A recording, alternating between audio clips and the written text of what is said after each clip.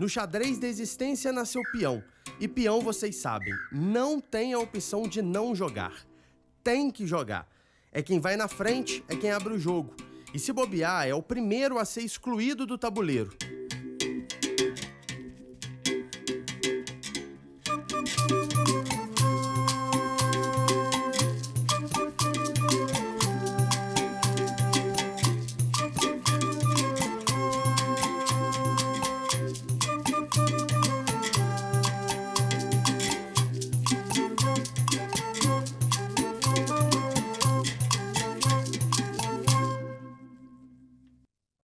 Olá.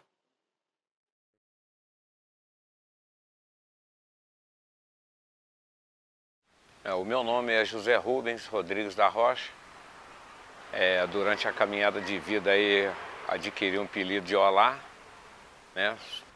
Já trabalhei em vários setores de construção civil, já trabalhei em oficina mecânica e o meu hobby mesmo é a reciclagem.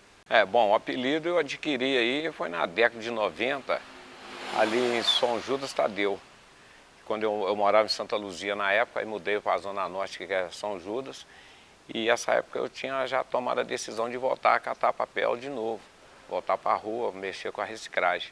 E ali que era o meu reduto de catar o material. E um belo dia, quando eu comecei já a fazer esse trabalho lá, e o preconceito, né, de catador, o homem do saco, eu virava aquela algazarra lá, aquela encarnação, né? E geralmente eles têm medo do homem do saco. Teve um belo dia que um dos garotos maiores abandonou o menorzinho. Aí daqui a pouco eles fecharam o portão, deixaram ele na rua. Aí ele foi atravessar a rua, que ele ficou indo em pânico. Na época, eu não esqueço, foi uma variante. Você sabe que carro antigo não tem freio. Ela arrastou os 4 pneus, quase que ele sofreu um acidente por causa dessa questão de o homem do saco vai pegar.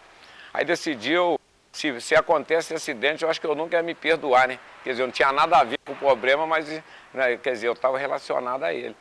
Então daí eu tive que arrumar um código para me chegar lá e não tem problema. Então, aí um belo dia levantei, aspirar de manhã cedo, comecei a olá. Aí quando eu ia catar papel lá, eu já gritava olá. Aí já não era o homem do saco mais, já não era o homem que vai pegar, já era o olá. Aí as molecadas já naquele intuito de encarnar na minha pessoa, né? Aí foi chamando olá, olá, e as mães que tinham o apelido de homem do saco, né? Não tinha nome. Aí depois, olá, e os adultos começaram a olá, olá, e aí foi inframando esse nome aí. Hoje, graças a Deus, eu conheci no Brasil todo, pelo movimento dos catadores de material reciclado aí, os companheiros que a gente conhece aí de várias partes do país aí, é o Olá. Eu já tive vários apelidos, mas o que eu gostei mesmo, isso aí eu tô até já, quer dizer, pouco tempo aí teve atrás aí de uma lei que a gente pode mudar de nome, eu gostaria de mudar meu nome, porque eu chamo José Rubens e tem um irmão meu que chama Rubens. Então, aí, para não ficar os dois nomes, eu prefiro que chama eu de Zé Olá. José Olá.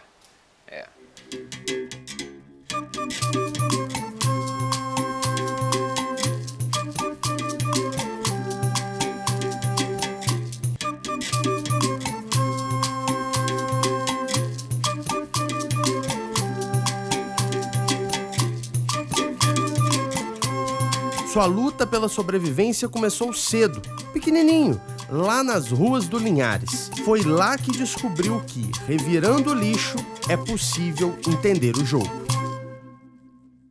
Na década de 70, morando em Santa Rita. Aí, fomos lá para o Bom Jardim, bairro do Linhares. E dali começou a nossa caminhada de poder ir para a rua, já ir brincar com a garotada aí, pique-esconde, essas coisas de garoto, que lá quando eu morava lá em Santa Rita, aí já era mais restrita a nossa saída lá, mas como aí que era a casa de aluguel, vocês devem até lembrar aí, na época aí, vocês podem ter de vocês, era a Vila São Nenê, nós morávamos de aluguel lá na Vila São Nenê, que é a famosa Santa Rita lá.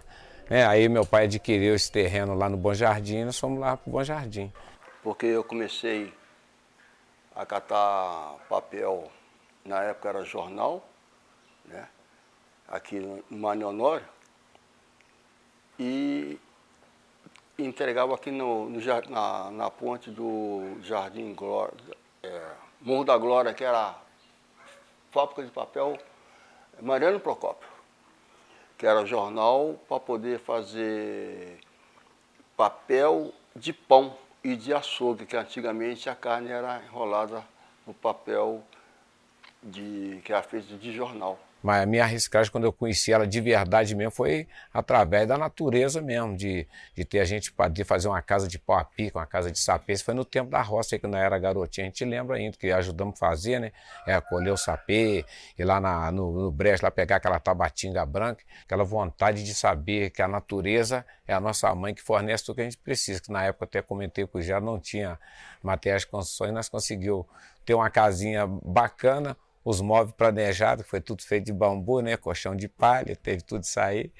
E também a cor da tina, que eu falei que nós conseguimos fazer duas cores que essa aí eu não esqueço. Foi uma cor meio avermelhada, né? E uma cor de camuço, que tinha os barrancos lá, a gente pegamos lá e fizemos a tina na nossa própria casa. Então daí começou a infância do Zé lá. Aí a gente se mudou para o terreno, a nossa casa, a casa que ele fez para nós era de tábua. Essas tábuas, eram umas tábuas até meio fininhas, assim, era de tábua, era um cômodo grande, né, de tábua, e o telhado era esse galão de zinco, esse galão grandão, que aí abriu e fez o telhado. E ali nasceu o Rubim, nasceu a Rosa e nasceu o Natalino. Eu me acidentei num farol de carro, tinha mais ou menos aí uns 7 para 8 anos, foi nesse período mesmo, tinha uns 7 para 8 anos.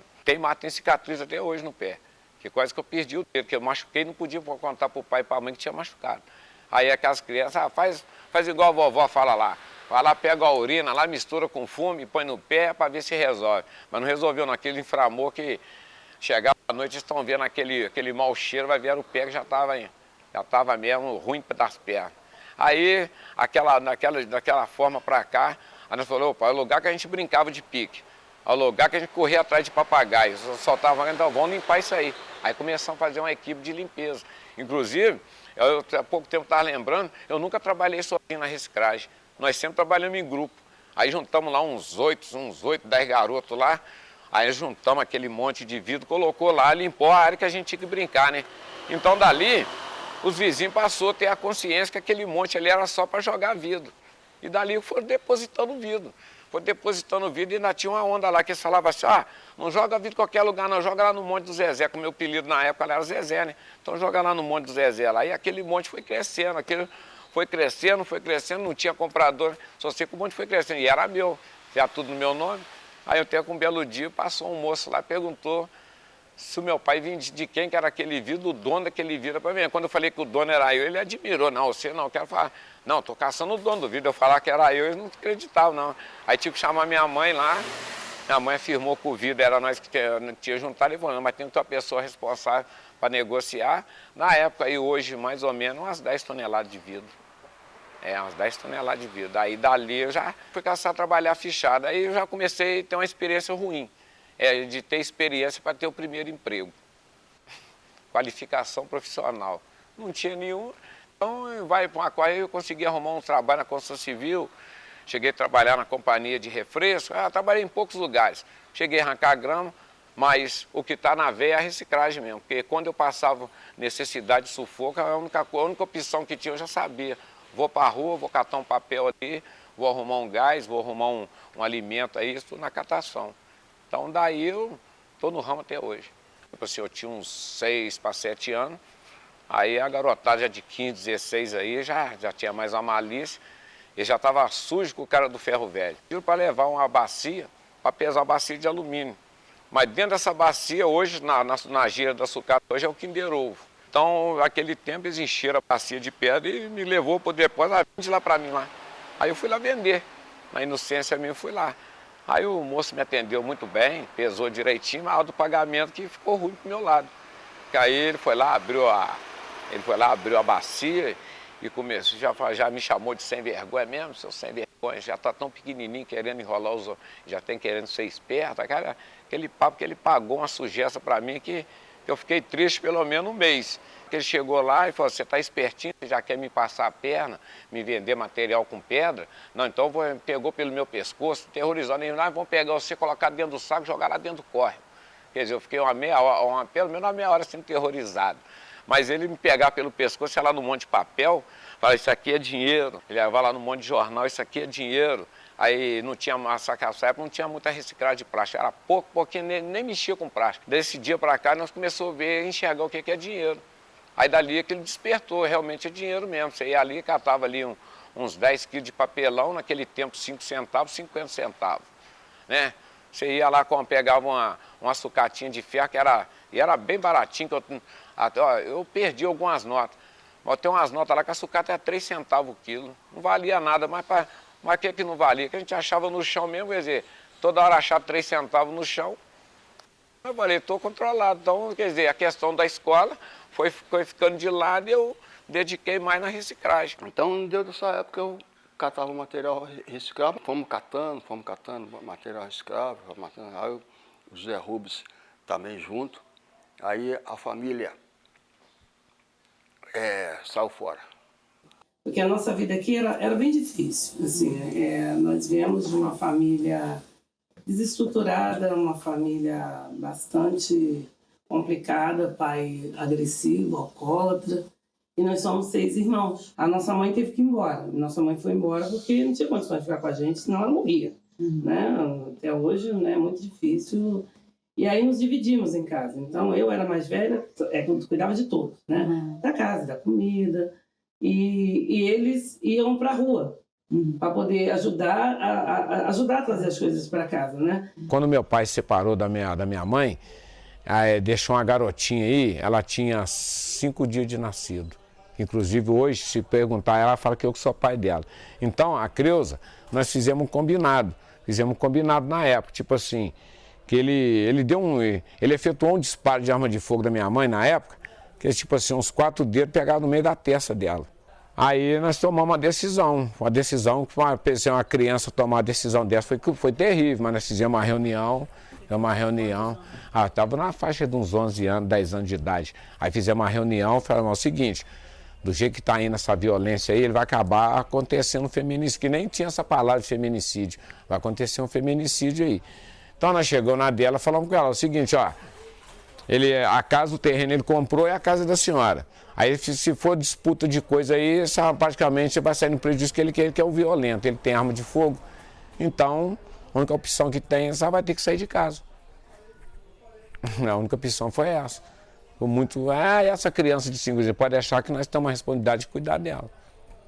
Hoje acho que ela está com 46 ou 47 anos, ela tem essa criança aí e ficou lá. O embigo aí eu fiquei encarregado de tomar conta dela. Aí eu e a criança combinamos, você vai arrumar a roupa você vai fazer a parte da alimentação, lavar roupa, e eu vou cuidar do seu babá dela. Assim foi, né? Com 1 ano, 2 anos aí, os vizinhos, mas pô, as crianças aí, o pai deles é alcoólatra, tomando conta de uma criança aquele tamanho, mas puxa vida, nós ficamos injuriados porque tinha que tomar dela da gente quando ela tinha 1 mês, 2 meses, 1 dia, 2 dias. Depois de 2 anos já sabe tudo, já andava para nós para todo lado, aí levou. Aí quando eu fiquei sabendo que o juizado ia pegar, ela eu que tomava conta dela, né? Eu fiquei sabendo que ela ia embora, e eu falei, uma hora tem como é que essas crianças, a gente via sempre na reportagem, a família some aí, fica mais de 30, 40 anos sem ver, aí some no mundo. Ela falou, vamos fazer o seguinte, ficar de boa mesmo. Aí um dia ela estava fazendo pirraça, a fim de andar de carrinho de rolimã, quer dizer, ela já tinha tomado banho, já estava com a barriguinha cheia, estava fazendo pirraça para ficar no colo. Aí estava passando a roupa e já estava, se não passasse com a criança era muito risco, tinha que deixar tudo certinho, combinado, não sai cá, né? Aí ela tá chorando, tá fazendo pirraça aí, peguei a pontinha do ferro, só a pontinha do ferro passou, dei uma carimba, falei, aproveitei também, falei, eu vou fazer uma tatuagem na bunda dela agora aí. Aí o juizado levou embora, perdeu o contato com a família, ninguém viu mais, aí perdemos o contato.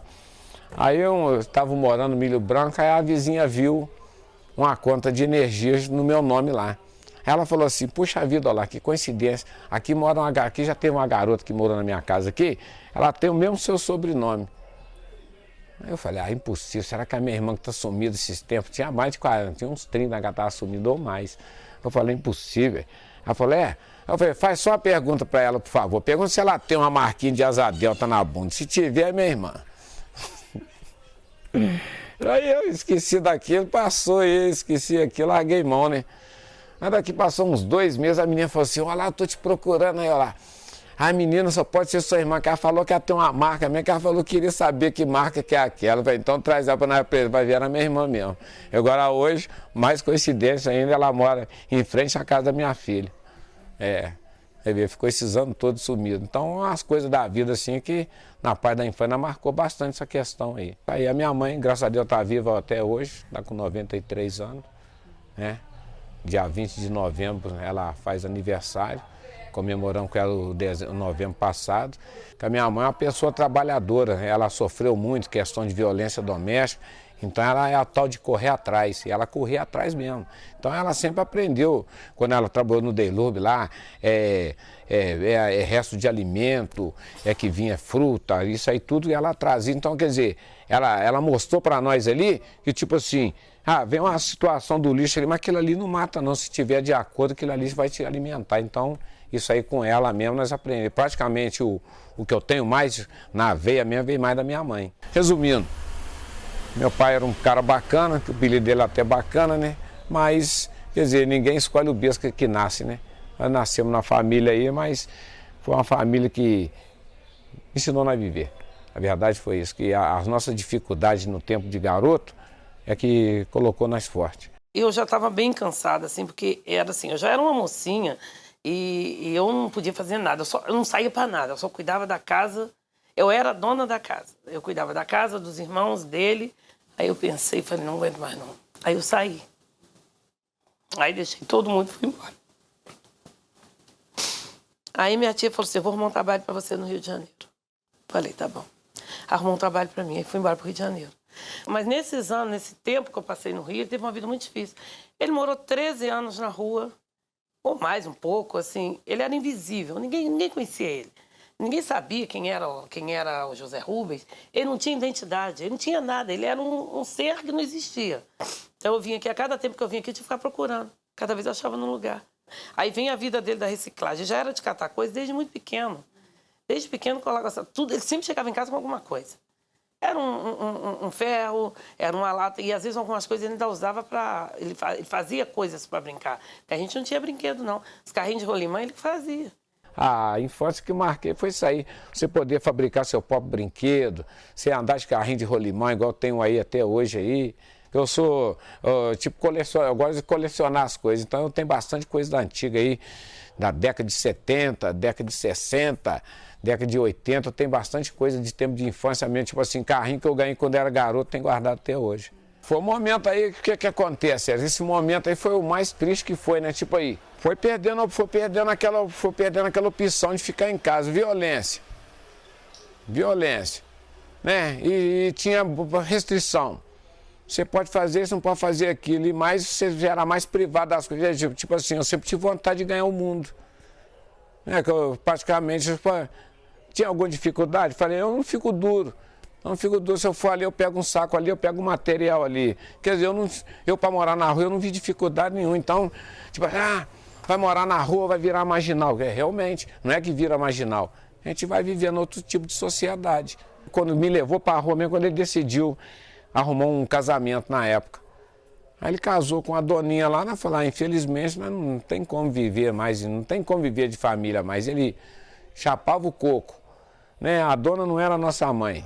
Então ficava tudo ruim. Falei, vou para a rua mesmo, ali eu vou cuidar da minha vida. E daí foi.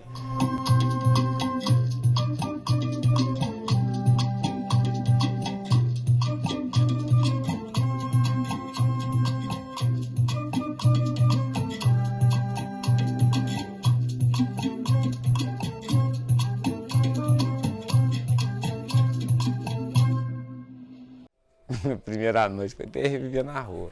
A primeira noite foi ali naquela igreja São Sebastião. Rodei Juiz de Fora todo, rodei todinho ali. Aí chegou na igreja São Sebastião, chegou um horário ali, eram umas 23 horas, e eu falei, vou dar uma cochilada ali. Aí fui lá, arrumei uns papelãozinhos, encostei lá na caixa. Foi só, não comecei a querer cochilar, eu tomei umas 2 bicudinhas assim, acordando aí, malandro. Tá arrumando o que aí? Eram 2 policiais me abordaram lá, e eu, por infelicidade, eu ainda estava com um cravador, que antigamente que tinha muito sapateiro aí, nós já mexíamos com reciclagem, eu achei um cravadorzinho, falei, domingo na feira eu vou vender ele. Aí achou, você é o trombadinho, fica soltando as veinhas da sacola aí, deu umas advertências na orelha e saiu, aqui não é lugar de dormir não. Aí fui perambulando, fui para a rodoviária também, lá não podia dormir nos bancos. Foi daí, passei uma noite em Crado. Até que eu descobri minha mansão lá na Getúlio Vargas, ali no Crédito Real. Quando eu cheguei ali achei minha mansão ali, uma cama dessa largura lá, bom pra caramba, né? Não tinha se chover, não tinha problema de molhar, porque os outros que moravam na condição de rua ali, quer dizer, moravam uma turma na Serraria Mineira. Quer dizer, na hora que dava uma chuvinha lá, aqui eles andavam ruim, lá não, lá eu estava bem parado, do lado dos motoristas de táxi, dormia lá, levantava de manhã, café da manhã anda de boa. Né, fiz uma boa amizade com os motoristas lá, então eu fiquei ali no Crédito Real ali uns 3, 4 anos morando ali. Falava uma gíria, ia manguear, né? Ia mangueando, né? Pedindo, né? Fazia tudo. Tem uma época, esse negócio de trombadinha. Inclusive lá em Martim Barbosa tinha um delegado lá que se montasse no Xangai, descia do Xangai, dava uma volta no Martim Barbosa, tomava uma pisa. Delegado brabo. Então se viu um trombadinho, tipo assim, tá descalço, de pé preto, não tá fazendo nada trombadinho, então já era bem visado. Mas nós já era um trombadinho mais modernizadinho, né? Tipo, nós estávamos trabalhando mesmo, né?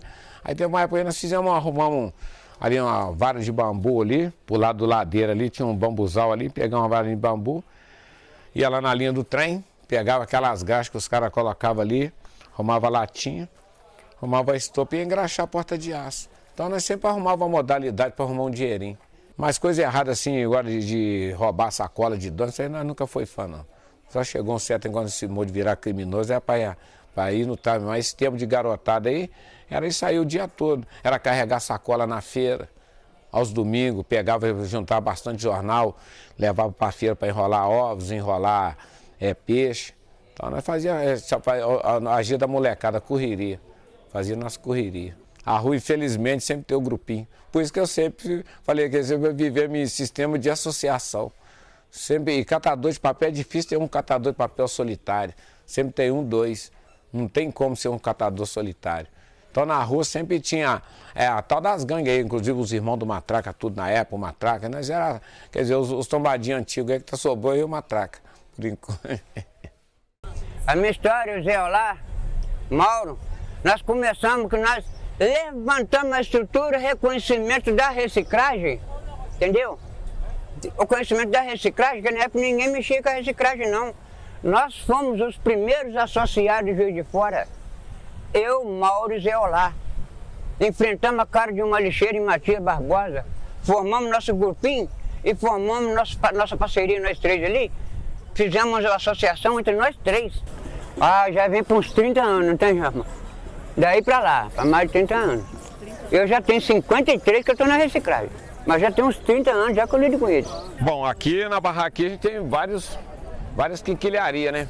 Então aqui a gente tem de sucata a aparelho de eletrodoméstico, né? Então aqui nós falamos que é a nossa loja ali. É o Shopping Li, que nós chamamos aqui, loja ali, Shopping Li. Por quê? Porque aqui é o shopping a céu aberto. Então, se você trouxer um parafusinho aqui de celular hoje, a gente consegue vender. Coisa que mais no estado que eu já vi vender aqui, nós já falamos, é dentadura e tampa de caixão. Passaram uma reportagem desse pinico aqui. Passaram a reportagem desse pinico. O cara veio de lá de Uberaba com o jornal na mão. Cadê? Eu estou procurando esses caras do pinico. Os caras falaram, eles ali mesmo. Aí comprou o pinico, pagou bem. O preço bom. Uma vez que nós trouxemos para cá, para a feira aqui, para esse espaço aqui, foi sapato, mas só tinha do lado esquerdo ou tinha do lado direito, mas não eram os pares. Aí trouxemos para cá e eles ficaram loucos aqui, mas como é que vocês vão vender isso aí? Trouxemos para cá e ficamos esperando os clientes, daqui a pouco apareceu um deficiente, faltando uma perna. Dali ele comprou um sapato, ele comprou vários sapatos, dali o celular dele começou a tocar, aí dentro aí durante o dia da feira, o nosso atendimento foi só para os deficientes, que foi uma festa. Aí fizemos uma venda assim, umas 3, 4 semanas direto aqui para acabar os partes, mas vendemos tudo, umas coisas boas da feira. No tabuleiro da vida, por mais que se esforcem, alguns só perdem. O jogo é bruto, cheio de trapaças, então dá aquela vontade de trapacear também. É aí que o inferno chama, mas no acaso de um chinelo encontrado pelo caminho, tal como Dante, encontra-se o paraíso. Voltei para Juiz de Fora em 1981, mas em São Paulo dormi na rua, fiz tudo que tinha que ser feito para mim aprender a trabalhar com material reciclado. Não tinha emprego. Eu, José Rubens, saí de Santa Luzia a pé para ir lá no Distrito Industrial para arrumar emprego. Falei, Rubens, por que nós não compramos, começa a catar material reciclado? Mas antes disso, nós tínhamos subido para o alto do morro, conversado sobre o que nós íamos fazer na nossa vida, que estava tão ruim a nossa vida. Eu falei, vamos entrar para o tráfico? Os dois irmãos entraram para o tráfico. Vamos lá buscar essa droga. Aí meu chinelo arrebenta. Aí, quer dizer, já fiquei a pé.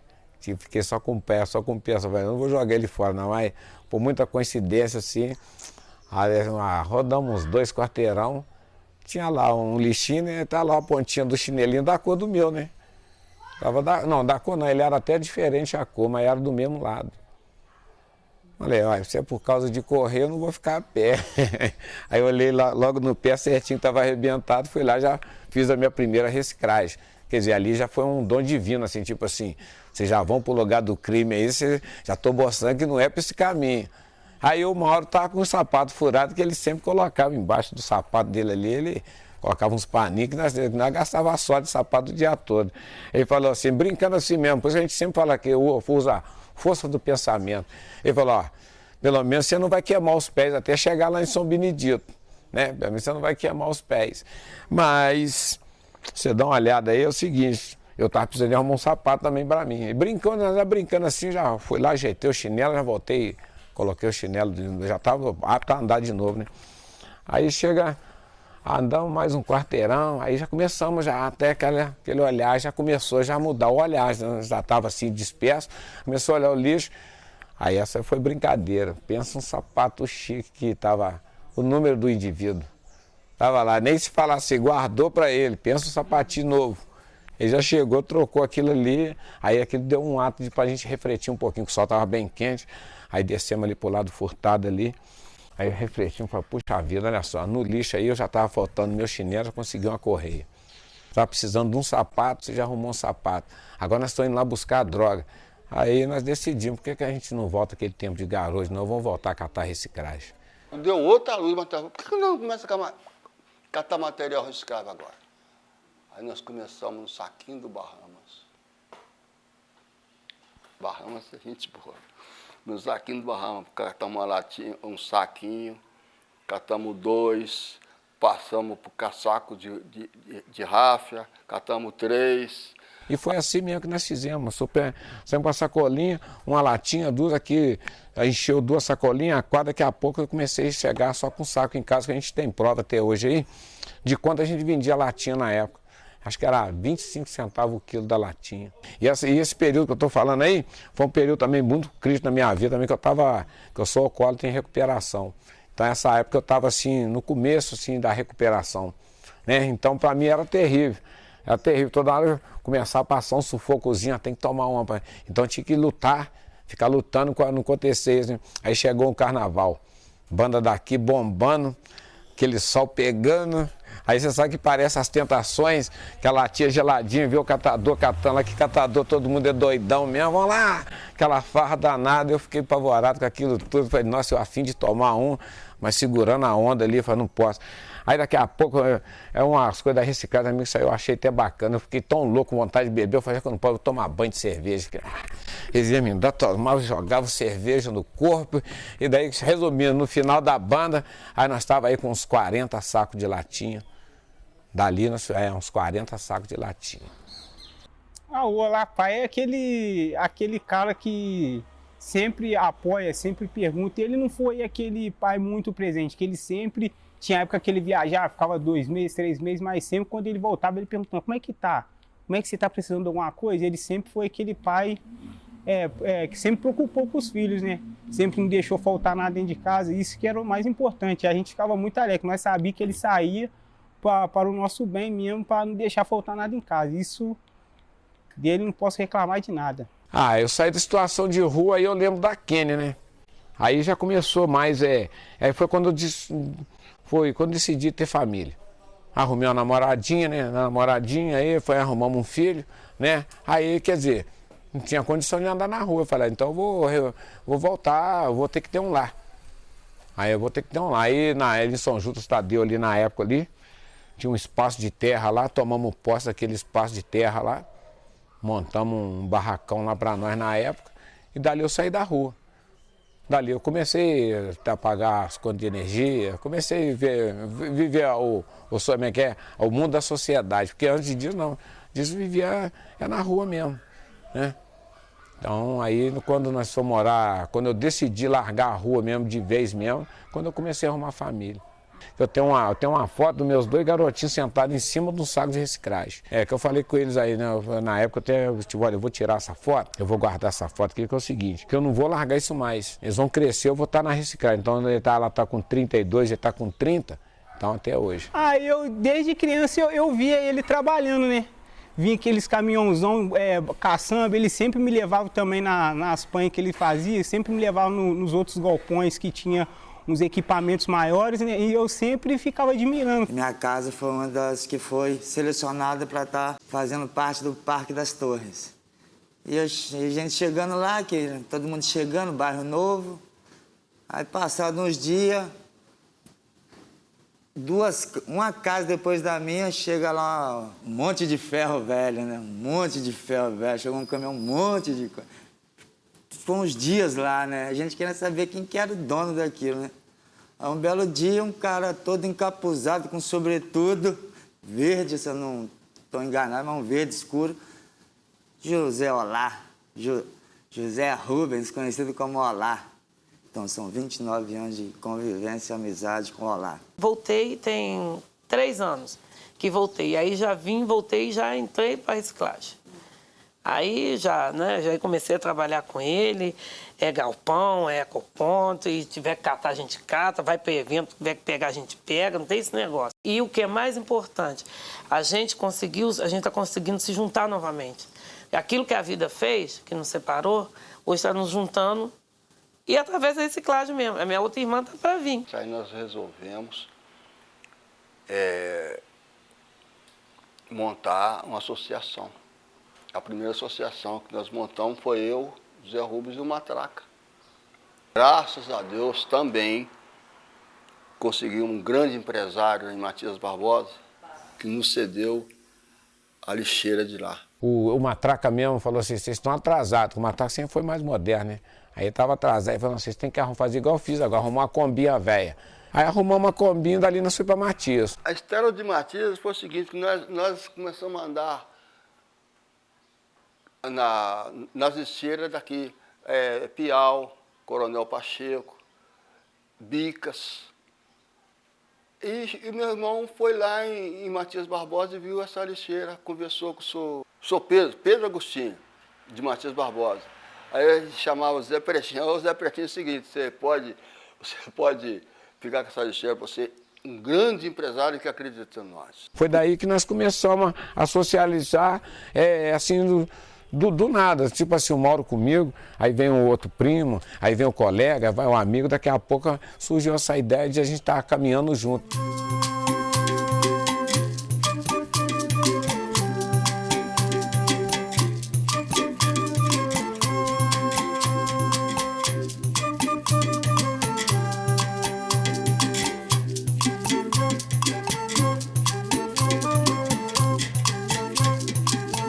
Até que chegamos a Matias Barbosa, aí fizemos uma revolução. Tinha muito morador em condição de rua aí. Aí nós chamava lá Matias Barbosa, a mina do rei Salomão. Matias Barbosa, você anda 4 quilômetros para dentro do mato adentro, né? Lá tinha uma casa que o fazendeiro deixou nós morar na casa lá, e mais aquele chão a céu aberto. E era o paraíso mesmo, lá tinha tudo que precisava na rua, estava tudo lá. Lá foi a Serra Pelada, que lá, a informação que nós tivemos lá, que era há 30 anos que o lixo estava sendo depositado naquele local. Aí a altura que nós vimos o lixo que estava lá e o buraco que tinha, olha, tem muita coisa enterrada aí. Então assim fizemos, fomos para Matias e dali entrou para dentro do lixão mesmo, a céu aberto mesmo. Sofremos um atentado lá, né, que eles colocaram o fogo no lixo para nós não catar nada, né. Aí o lixo queimou 1 ano direto.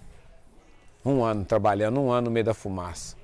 Colocou no período, ele foi um ano, uns 9 meses, que foi tipo aí, colocou em período da seca, período assim de março, por aí de maio, colocaram fogo nele. Então ele queimou o período seco todinho e quando entrou as águas, setembro, outubro, novembro, ainda tinha fogo lá ainda.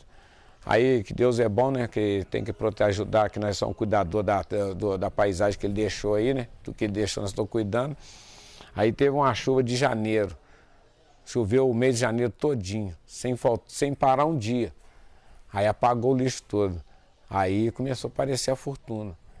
Dali que nós começamos a falar com os catadores, achamos a mina do Rei Salomão, que é só de lata de óleo ali, tinha lata de 30 anos lá depositado, torneira de metal, aqueles encanamentos de chumbo, tudo que derreteu, quer dizer, pareceu a fortuna que estava ali. Aí pronto, lá em Matias nós montamos um shopping, né? Que geralmente nós falamos Shopping Lee. Em Matias Barbosa é o seguinte, lá nós recuperava tudo. Alimentação, roupa, calçado. E nós tínhamos uma doninha lá que era a nossa vizinha, lá da nossa vizinha, chama Dona Cida. Aí a Dona Cida, ela falou, poxa, mas do lixo tem tudo lá, mas eu tinha que arrumar uma dentadura. Mas nós achamos que ela estava brincando. Nós achamos que ela estava brincando, mas ela falou sério. Que ela precisava de um sorriso, que ela falou que sentia a vontade de sorrir, mas ela tinha vergonha que ela faltava os dentes na boca. Então ela falou assim, ó, se a senhora não tiver problema, lá aparece um montão de dentadura. Um montão de dentadura. Ela falou, não, passando água quente, jogando álcool, nós experimento. Então foi aquela saga da dentadura. Mas, coitada, ela não foi feliz de ter uma dentadura para encaixar nela, não. Mas que ela experimentava direto. Aí Matias Barbosa, por exemplo, vinha, o pessoal mandava uns bichos para nós, só batia, fazia assim, e ó, pra dentro com aquele bifão ia deixar embora? Não. Nós comemos muita mercadoria, alimento do lixo também. Em Matias Barbosa, o Rubens fazia torresmo de gambá. Chegou o último caminhão, o cara falou assim, ó, o cara matou um gambá ali, tá igual um cachorro ali, mas o gambá ali, o bicho tá arrumado, hein? Aí nós olhamos, tava pesado mesmo. A mochila, o sangue tava escorrendo, tava fresquinho, vamos levar para casa. Chegamos lá, fizemos trabalho nele, mas na hora que nós foi abrir o bichinho, ele tava com a gordura que era isso aqui, tava igual porco. Nós falamos, não, hein, vai estragar a carne, vai ficar enjoativo. Ah, não, vamos fazer um torresminho, vamos fazer um torresminho. Aí fomos lá, quer dizer, coitadinho do bicho, né? Fomos lá, fizemos os trabalhos dele. Pensa que torresminho ficou chique, cara. Torresminho da hora. Aí chega o Mauro. Ó, quer que é o cardápio hoje? Nós falamos assim, ó, hoje tem batata com torresmo. É aqueles pontinhos de torresmo, aquelas pontinhas de mandioca que nas bancas lá, eles cortam as pontinhas de mandioca, né? Aí jogava lá, nós aproveitava tudo, até as pontinhas. É o desperdício dos alimentos. Lá nós reaproveitava tudo. Aí o Mauro tá lá se deliciando lá, aí ficou aquele torresminho pururucado, bonitinho, mas aquilo ficou da hora, padronizado. Aí depois quando nós falamos o cardápio para ele, que ele até assustou, né? Mas torresmo de gambá, você acabou de comer torresmo de gambá. Então aconteceu isso lá. E foi dali que nós conseguimos. Aí da combinha, o movimento começou a pegar e arrumamos o chupa-cabra. É o Chevrolet. Aí nós foi no morro ali em Santa Rita, o cara tá com esse caminhão parado lá, um caminhão bem antigo, quer dizer, já estava fora de uso. Mas o cara falou, vendendo a sucata eu não vendo, mas porque ele tem documento. Está um pouco enrolado o documento, mas ele tem documento, eu vendo para essa quantia. Aí nós juntamos tudo que tinha, a combinha, juntamos cavalo, nós tínhamos cavalos, juntou galinha, porco, tudo que tinha de negócio, nós fomos lá oferecer, porque ele era um cara de negócio, né? Aí ele passou o caminhão para nós. O chupacabra representa tudo. O chupacabra é tudo. Aquele foi tudo o nosso começo, ele quebrava. Nós, nessa lixeira lá de Matias, nós pegávamos os pneus de lá, colocava nele, os Matias chegavam fora, nós colocávamos aqueles pneus nele e transportar o material de lá já para cá. Então foi o começo de tudo ali. Dali, o chupacabra fez a alegria nossa na cidade toda. Antes disso, a gente disse, ele alugou o caminhão para nós. Nós estamos em Matias, ele aluga o caminhão. Ele falou, mas tem intenção de vender. Aí pagamos aluguel aí lá, quase um ano o aluguel. E quando o caminhão começou a ficar ruinzinho, que ele falou que o motor estava bom, o motor já estava nas últimas, aí que ele resolveu, negociar. Quando ele falou em negociar o caminhão explodiu o motor. Aí nós ficamos, nem ele nem nós, ficou todo mundo a pé. O caminhão ficou estragado lá em Matias. Aí ele veio no guincho, colocou ele lá na barreira. Aí ele falou assim, ó, tem o Cantiola, ele tem um motor. Ele tem um motor para esse caminhão aí. Aí vai lá, eu conversa com ele e vê se ele negocia esse motor com vocês. Mas o caminhão não era nosso, aí. Como é que nós ia colocar motor no caminhão dos outros? Aí fui conhecer ele aqui, como? Eu não frequentava aqui. Quando eu estava com essa oficina, lá no São Pedro, que eu estou te falando, o motorzinho, o caminhãozinho velho dele deu problema, ele não tinha como arrumar, me procurou. Peguei, arrumei o motor do caminhão, tudo para ele, tudo direitinho, botei para rodar. Aí chegamos aqui no Cantiola, perguntamos para ele, ele falou assim, ó, o senhor vende o motor a prazo? Ele falou, não vendo que eu estou precisando do dinheiro. Se o senhor decidir, o senhor liga para o nosso escritório. Não é brincar, tinha um escritório, né, que era o Orelhão, né, ali em São Judas. Ali tinha o nosso escritório ali, que era na ficha, nós deixava o telefone no lado do supermercado, falava com o cara do supermercado, ó, se chamar nós aqui, se chama na rápido, nosso escritório era ali, né? O telefone tocou, o cara foi lá chamando, ó, tem um tal de Cantiola chamando vocês ali. Aí foi lá atender, falou, vocês não têm interesse no motor? Eu falei, tem. Mas vem cá, vamos para nós negociar. Aí chegou lá e falamos com ele, ó, na época de entrada, acho que foi R$1.500, o motor acho que era uns 15 mil na época. Ele não tinha dinheiro. Foi não, você vai trabalhando no caminhão e depois sai me pagando. Eu vai trabalhando com ele. Aí, então tá. Aí levou. Aí não teve cheque, não teve boleto, não teve promissório, não teve nada não. Foi só de boa. E aí vamos lá, demos os 1.500 ele na época, né? E já pegamos o motor. Aí nós falamos que lá, mas é no fio do bigode, não tem cheque, não tem nada de garantia. Aí falou, é no fio do bigode mesmo. Então ficou no fio do bigode. Ficamos com chupa-cabo, trouxemos ele pra cá. Demos uma geralzinha, pegamos lá em Matias Barbosa, tinha muito pneu daqueles caminhões, que lá tinha muito caminhoneiro, né? Então tinha uns pneus meia-vida, que tinha um rasgadinho. Aí nós calçou ele de pneu, fizemos uma borracharia dele na rua. Fomos ali para Santa Luzia, conversou lá com o Moreira, que tinha um posto de gasolina lá. Ele deixou nós fazer, fizemos uma borracharia do caminhão. Chegamos lá às 7 horas da manhã, quando foi 16 horas, o caminhão estava calçadinho de pneu, apto para ir para vistoria. Aí foi para vistoria, passou. Aí ele está com nós até hoje, é um patrimônio também que a gente não dispõe dele, não vende. Já apareceu várias pessoas querendo comprar, mas não vende, que faz parte da nossa história.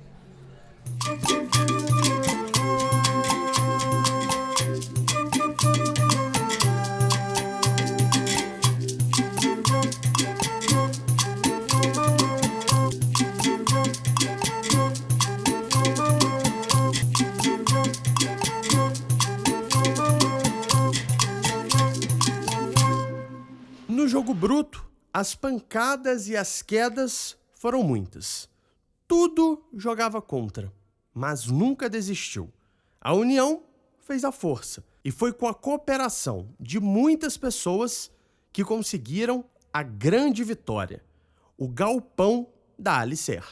Ó, bom, essa máquina aqui, não, tem uma outra lá, que é da história mesmo, é a outra, mas a gente tem que aprender uma coisa, tem a matéria-prima. Se você tem uma matéria-prima de uma coisa, você arruma outra. Nós ia comprar o preço da chapa. Quando eles descobriram que nós ia fazer uma prensa, a chapa era R$1 o quilo. Para nós, eles vendiam 4. E o nosso desafio maior mesmo foi na energia. Foi o desafio de fazer a máquina, saber que não tinha energia para tocar ela. Mas a primeira máquina que nós construímos mesmo sem ser uma de ferro, foi uma de madeira. Está lá também. Não tinha dinheiro. Só pensou 50 mil para comprar uma máquina dessa. Não tinha 50 mil. Então, vamos fazer uma de madeira. Aí fizemos uma de madeira e deu certinho. Era um serviço mais arcaico, mas o negócio ficou bom.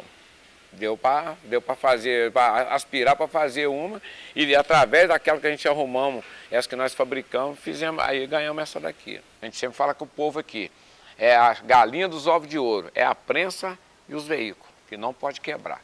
Poucos dias essa aqui deu um problema, aí ele sentiu na pele que ela não pode parar. Porque aqui é uma linha de produção, essa aqui é essencial. Mas nós agarramos no cabo do arado para não soltar. Então, e aqui não teve muita moleza de falar assim, você vai receber o recurso de receber... Não, primeiro, por isso que eu falo, nós tivemos que ter a matéria-prima. Enquanto eles não viram o muro fechado aí, de uma parte da varanda em pé, eles não acreditou que nós tínhamos um potencial de fazer a associação crescer do jeito que ela está crescendo. E era a terceira da cidade, Hoje aí, como a Escaju saiu, ela teve um acidente com eles lá, então nós ficamos das primeiras, né? E hoje a gente tem esse trabalho de fazer o quê? Manter esse ritmo aí, porque a associação aqui, nós não tratamos só como associação. Aqui também é uma associação empresa.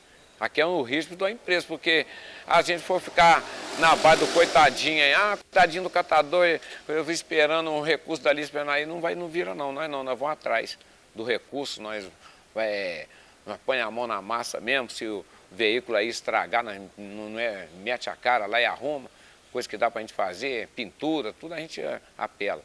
Aqui nós temos o costume de falar que aqui é 500 profissões para 1000 necessidades. É o que nós temos aqui hoje. Eu comecei aqui, não tinha nada, né? Tinha só uma casinha ali, o chão não era asfaltado, não tinha essa estrutura, e a gente sempre sonhou de um alicerce grande, vários caminhões com os equipamentos. E assim foi passando os anos, a gente foi adquirindo, e a Alicer tá só cada dia crescendo mais. Eu conheci o Olá em 2018, num convite que meu pai me fez para ir conhecer a Alicer lá no Parque das Torres. Lembro-me que foi feito um almoço numa escola para arrecadar fundos para a Alicer. Ali, não sei se é Joque 1 ou 2. E então ali eu fui apresentado o Olá, né? E todos os companheiros lá da Alicer. Vamos tomar um café lá com o Olá. Foi a primeira vez que eu ouvi o nome de Olá, né? Tomando um chopinho com o Wilson e com o Guilherme Lacerda. E eles falaram, pô, nós estamos com um projeto da Alicer, cara, e a gente precisa da sua ajuda. E foi onde a gente chegou até o Homem do Saco, que é o Olá, que estava fundando, né? Já tinha passado um processo de fundação, de organização da Alicer, Associação Lixo Certo. Porém, era uma associação que já estava atuando como associação, mas que estava na invisibilidade. A história da escola com a Alicer é uma história assim, muito bacana, né? Os integrantes, né, da Alicer eram pais de alunos da escola. A gente começou a separar para eles. As professoras começaram a trazer de suas casas também os materiais reciclados. E aí a gente começou a fazer as campanhas com as crianças. Então, fundamos a Alicer. Mas para chegar deu trabalho.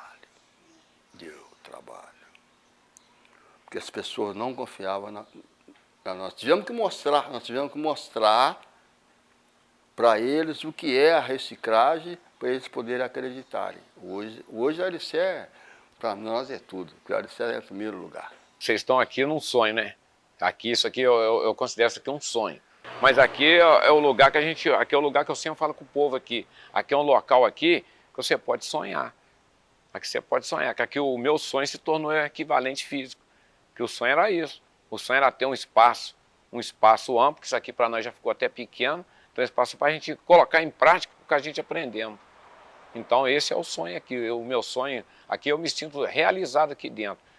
Quer dizer, aquilo que eu pensei quando era garoto ali, e quando a gente tomou aquela atitude de falar assim, nós vamos organizar um grupo, para a gente montar um projeto, isso aqui tá, o sonho aqui já foi concretizado aí. Então aqui, daqui para frente aqui que eu falo com a galera, que eu já estou entregando o cargo. Porque cada local que tem um grupo aqui de catador que tem esse mesmo trabalho aqui, já é tipo assim, um consultório para o planeta. É isso aí que eu sinto hoje, o meu sonho aqui de estar na associação, de estar isso, tudo que vocês estão vendo aqui, isso aí eu fico muito alegre de estar, fazer esse sonho acontecer e de carregar vários malucos. Eu falo, isso é doido, igual vocês todos são doidos aí. O galpão era no fundo da casa deles. Tinha uma casinha ali, simples. Você entrava ali, do lado de fora uma confusão, fogão estragado, um monte de coisa, e eu não entendia bem aquilo ali. E quando eu cheguei ali, né, é que eu me deparei com como eles se viravam naquele movimento ali. Uma prensa difícil, hora funcionava, sem condições de segurança. E aí eu na época estava trabalhando com mobilização comunitária, gestão de pessoas e grupos. Fui visitar o galpão, né, o antigo galpão, e a gente fez uma reunião para ele me contar um pouco da história da associação e do que eles estavam querendo naquele momento, que a gente começou a conversar para entender como que eu e o meu grupo de trabalho, né, que chama Projeto Manifesta, como que a gente poderia apoiar ele nesse processo. Então foi um grupo de 5, 6 pessoas que nós fizemos um regimento. Não foi formalizado, assim, registrado em cartório, mas nós tínhamos deveres, né? E o que cada um tinha a responsabilidade. E a gente reunia quase que uma vez por semana, né, para ver as ações e as atividades que nós íamos desenvolver junto com a Alicer. E no dia a dia a gente começou... Primeiro a gente precisava arrumar algum dinheiro, algumas formas de financiar. Tinha muitas ações que o Wilson fazia, que a Isabel fazia, junto com o poder público, com a ajuda de muita gente. A Alicer articulou bem, tá? Com muitas questões. Me lembro que, além da gente participar das festas aqui nesse lugar, para a gente arrecadar dinheiro para o dia a dia, para fazer alguma coisa, e para manter a sustentabilidade daquelas 12 famílias, de cesta básica, de ter uma condição mínima no dia a dia, para continuar fazendo o trabalho, porque esse trabalho não é porque é dinheiro para eles, é um trabalho para a sociedade. É disso que eu enxergo. E aí eu cheguei até o Olá por meio desse levantamento, dessa pesquisa que fui fazendo para a gente organizar os catadores na zona da mata e, consequentemente, aqui em Juiz de Fora, sabendo que existia mais de uma que eu já conhecia. E aí veio a Alicer. Foi onde a gente começou a dar o apoio para a Alicer e incluiu a Alicer num programa que a gente estava fazendo aqui de fortalecimento das associações na Zona da Mata. Aí a Alicer fez parte desse processo também. Eu lembro no trabalho que a gente fez com escola e tudo, uma escola bem perto aqui com a escola Eunice, o despertar deles para o cuidado do ambiente, para cada garrafinha, para cada coisinha minúscula que a gente acha que é lixo, não é lixo, né? Com o Olá, com a Associação Alicer, com os catadores, a gente aprendeu que tudo tem vida e que se a gente cuida dessas coisas, a gente vai estar cuidando mais vida nossa. A gente começou a trazer a Alicer para dentro da escola nos nossos projetos, no nosso calendário. Então, assim, festa junina. A gente sempre fez a nossa festa junina, a gente fazia gincana de prendas. A gente chamou a Alicer, que abraçou essa causa, e aí a gente fazia a gincana de prendas, a gente fazia a gincana do recolhimento do óleo, né, do recolhimento do papelão. E aqui no Teatro Central, nós já fizemos um evento com o Nerso da Capitinga e a Sandra Portela, intitulado do lixo, o luxo do lixo. Aquele terreno ali, hoje onde está instalado a Alicer, ali tem muito suor. Um dos caminhos para a reciclagem é levar gestão para esse time que está na ponta, que faz, que executa no dia a dia, de sol a sol, no tempo que tem, com as condições que tem. Para além de arrecadar recurso, era um evento que a gente sempre fez com o intuito de dar visibilidade ao trabalho do catador, dar visibilidade ao trabalho da associação, né? E mobilizar e sensibilizar a sociedade local para a importância do trabalho deles. A associação é uma casa de passagem. Ele abraça todo mundo. Ele não fica, você é obrigado a ficar, não. Ele abraça todo mundo. Chegou. As contas que chega sem nada.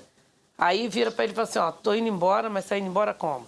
Já arrumou uma casinha, já comprou um carrinho, ou já tá morando numa casinha de aluguel, então é uma de passagem. Hoje minha profissão, eu sou muito grato ao meu pai, né? E eu vejo que cada dia vai crescer nessa profissão. Igual a gente tem outro olhar, né? Quando a gente está aqui dentro, a gente tem outro olhar, como as pessoas de fora não têm o mesmo olhar que a gente tem daqui de dentro. Então, é muito importante o nosso trabalho, que a gente está ajudando o meio ambiente e o mundo sustentável, né? Eu tenho 2 crianças, uma de 10, a outra faz 9 em fevereiro. E eu tento passar para eles para entender que o reciclado ele não pode ser descartado de forma irregular de qualquer maneira. Ele tem que ser descartado no lugar certo, para a pessoa certa. O projeto dele é essa turma jovem que anda por aí, tirar o máximo dessas crianças da rua, dando para eles uma atividade. né? Porque lá com ele, com a gente não tem esse negócio de aqui vai trabalhar. Não, lá qualquer pessoa que chegar vai trabalhar. E ela se tornou essa potência toda porque eu consegui trazer para o nosso lado aqui pessoas fantásticas igual vocês, aí, pessoas do bem, que quer novidade, né? E a novidade nossa aqui é o quê? Crescer, cuidar do meio ambiente. Como é que a gente cuida do meio ambiente hoje? A gente vai fazer o nosso papel, soldado da natureza. Tenho muita amorosidade pelo catador, independente de qual associação, se é avulso, se está organizado. Mas é um pessoal que eu trago internamente comigo. A reciclagem lá na ponta da pessoa que está na carroça, está retirando as coisas, está pegando o papelão, a latinha, o vidro. Cara, essa pessoa, ela precisa, a gente precisa levar dignidade para essas pessoas, porque o trabalho delas é impagável para a sociedade. E nós da sociedade não reconhecemos isso. O sonho hoje, real, agora, no momento, é a gente poder fazer igual lá em Itaúna, a gente poder dominar a parte da reciclagem. O catador dominar a reciclagem. Para quem assistir esse documentário aí, vai saber de onde que eu vim. Vim de uma família pobre, desprovido de qualquer quantia, desprovido de tudo. E o povo tem que saber que nós temos que cuidar do planeta. E nessa mão aí, que você está fazendo entrou numa causa que vai dar resultado. Quer dizer, a garotada já estão crescendo cidadão com a mente de ambientalista. Tipo assim, eu tenho que reciclar, eu tenho que cuidar da casa que eu moro. Né? E o sonho melhor que eu tenho mesmo é andar à toa. Que o sonho do catador é livre. O sonho de todo catador é ter liberdade. E quando a gente assume de largar tudo para ir mexer com reciclagem, que a gente é livre. Você não tem hora para pegar no trampo, não tem hora para largar. Né? Então, é isso aí que eu espero que todo mundo tenha essa consciência que o planeta precisa de pessoas como nós.